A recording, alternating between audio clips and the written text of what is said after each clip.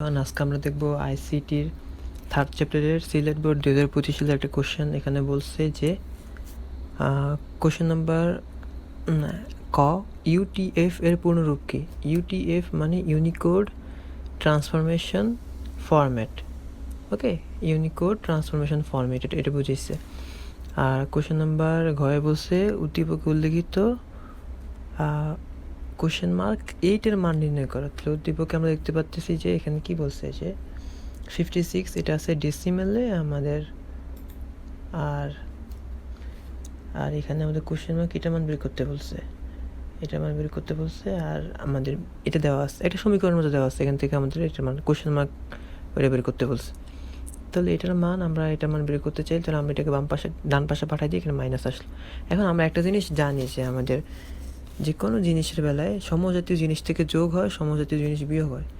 এখানে এটা আছে আমাদের হেক্সাডেসিমেলে, এটা আছে আমাদের ডেসিমেলে, তো দুটো জিনিস বিয়োগ যায় না। হয় আমাদের এটাকেও হেক্সাডেসিমেলে নিতে হবে, অথবা এটাকে আমরা ডেসিমেলে নিই, ডেসিমেল থেকে ডেসিমেলে বিয়োগ যাবে। তাহলে আমরা লিখি, এখন আমরা জানি যে কোনো সংখ্যা পদ্ধতি থেকে ডেসিমেলে যাওয়ার রাস্তা একটাই, যে আমরা জানি এগুলার পাওয়ার আর বেস গুণ করে যেতে হয়। আর আমরা এখানে বি আর ডি কেন, বি আর ডি এটা হেক্সাডেসিমেলে, আমরা জানি যে হেক্সাডেসিমেলে আমাদের এ মানে 10, বি মানে 11, হ্যাঁ, সি মানে 12, এই যেগুলো, ডি মানে 13, আর ই মানে 14, আর এফ মানে 15। এখন বি ডি এর বেলায় দেখা যেতেছে যে বি মানে আমরা কত জানি, 11 জানি, বি মানে 11 লিখলাম। আর এই 16 থেকে আসলো, 16 আসলো আমাদের বেজের 16। আর এর উপর পাওয়ার কত, বি এর উপর পাওয়ার আছে 1, তাহলে পাওয়ারটা বেজের উপর যাবে প্লাস। ডি মানে আমরা জানি 13, আর 13 সাথে গুণাকারে থাকবে বেজ, আর বেজের উপর পাওয়ার যাবে আমাদের ডির উপর কোনটা আছে 0।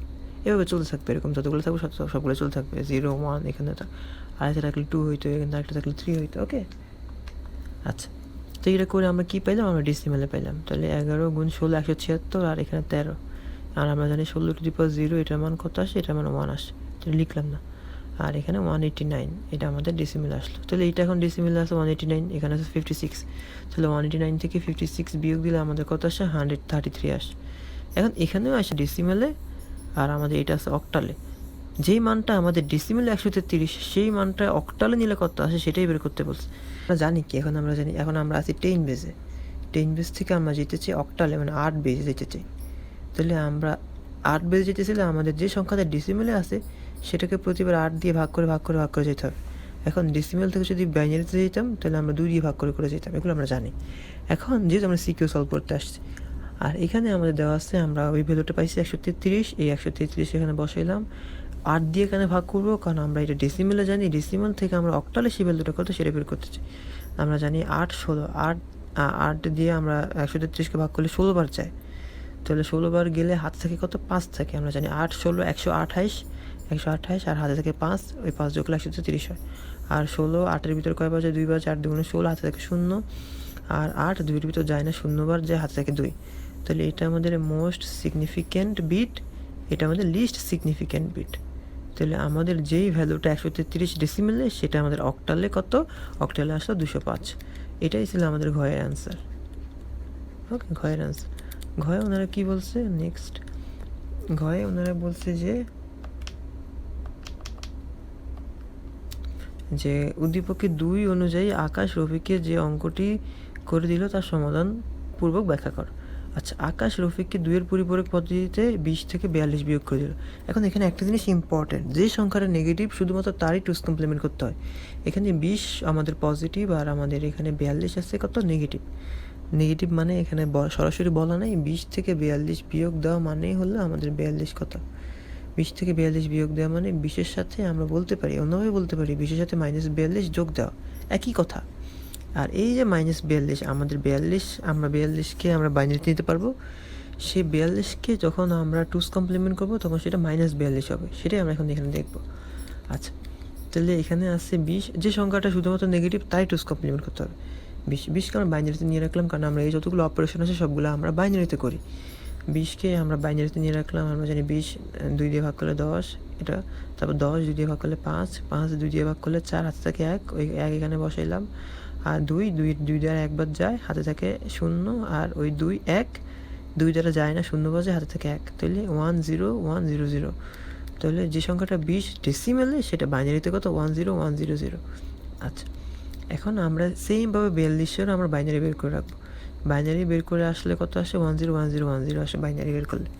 আচ্ছা, এখন 42 দরকার নেই আমার দরকার -42, তাহলে টুস কমপ্লিমেন্ট করতে হবে। এখন এখানে ডিজিট আছে 6টা, এখানে ডিজিট আছে 6টা, কিন্তু আমরা যেখানে কাজ করি সেখানে হয় আমাদের একটা রেজিস্টারের ভিতরে কাজ করতে হয়। রেজিস্টার দেখতে অনেকটা এরকম, যে এখানে আমাদের 1 2 3 4 5 6 7 8, 1 2 3 4 5 6 7 8। আচ্ছা, 8টা ঘর থাকে। 8টা ঘরের ভিতরে প্রথম ঘরটা আমরা থাকে হলো কি চিহ্ন বিট, এটাকে আমরা বলি চিহ্ন বিট। এই চিহ্ন বিট দুই রকম হইতে পারে, 0 হইতে পারে, 1 হইতে পারে। যদি 1 হয় সেই সংখ্যাটা নেগেটিভ, আর যদি 0 হয় সেই সংখ্যাটা পজিটিভ। ওকে, এখন আমাদের এখানে আমাদের সংখ্যা আছে 6টা, তাহলে 8 বিট রেজিস্টার যদি কাজ করতে চাই তাহলে আমাদের সামনে আগে দুটো শূন্য বসাতে হবে। যে কোনো সংখ্যার আগে শূন্য বসানো যায়, সমস্যা নেই। বসাইলাম, বসানোর পর আমরা বাকি বলছিলাম যে টুস কমপ্লিমেন্ট করলে সংখ্যাটা নেগেটিভ হবে। টুস কমপ্লিমেন্ট করার জন্য আগে আমাদের ওয়ান্স কমপ্লিমেন্ট করতে হবে। তাহলে ওয়ান্স কমপ্লিমেন্ট কিছুই না, প্রত্যেকটা বিটকে জাস্ট উল্টে দিলে যা হয় তা। 0 আছে 1, 1 আছে 0, 0 আছে 1, 1 আছে 0, 0 আছে 1, 1 আছে 0, 0 আছে 1, 0 আছে 1। আর এটার সাথে 1 যোগ করে দিলে, 1 যোগ কিন্তু পুরোটার সাথে না, 1 যোগ কিন্তু এটার সাথে। ওকে, এই যে এটার সাথে, এই যে বক্স করাটা, যখন ওয়ান্স কমপ্লিমেন্ট করে যেটা পাবো সেটার সাথে। আচ্ছা, এখন ওয়ান্স কমপ্লিমেন্টের সাথে আমরা যখন 1 যোগ করবো তখন আমরা টুস কমপ্লিমেন্ট পাবো। এই যে যেটা পাইলাম সেটা টুস কমপ্লিমেন্ট। 1 আর 0, 1 যোগ করলে 0 থাকে 1 বসলো, বাকি সবগুলো বসে গেল, কারণ আমাদের হাতে আর কিছু থাকে না। এখন এই সংখ্যাটা নেগেটিভ আমরা কীভাবে বুঝবো? কারণ এটা চিহ্ন বিটের দিকে তাকিয়ে দেখলাম 1 আছে, আমরা আগেই বলছি যে চিহ্ন বিট 1 থাকলে সংখ্যাটা নেগেটিভ। আচ্ছা, এখন 20 থেকে 42 বিয়োগ দিতে হবে। তাহলে 20 তো আমরা জানি 10100, সামনে 3টা কেন শূন্য বসাইলাম? কারণ আমাদের 8 বিট রেজিস্টারে কাজ করতেছি। আচ্ছা, আর এটা তো আমরা 8 বিটেই আছে, এখানে বসাই দিলাম। বসানোর পর জাস্ট যোগ করব। এখন এই যোগটাই কিন্তু বিয়োগের মাধ্যমে হইতেছে, কারণ 20 থেকে 42 বিয়োগ দেওয়া যায়, 20-এর সাথে -42 যোগ দেওয়া, তাই এখন এখানে সবগুলো যোগ করলে কত? 0 0 যোগ করলে 0, 0 1 যোগ করলে 1, 1 1 যোগ করলে 0, হাতে থাকে 1, এই 1 আর এই 0 0 যোগ করলে 1, 1 1 যোগ করলে 0, হাতে থাকে 1, এই 1 আর 0 0 1, 1 আর 0 1, 1 আর 0 1। ওকে, তাহলে -22 থাকে। এই পাশে যেটা আসছে সেটা -22, আর এই সংখ্যাটাও -22।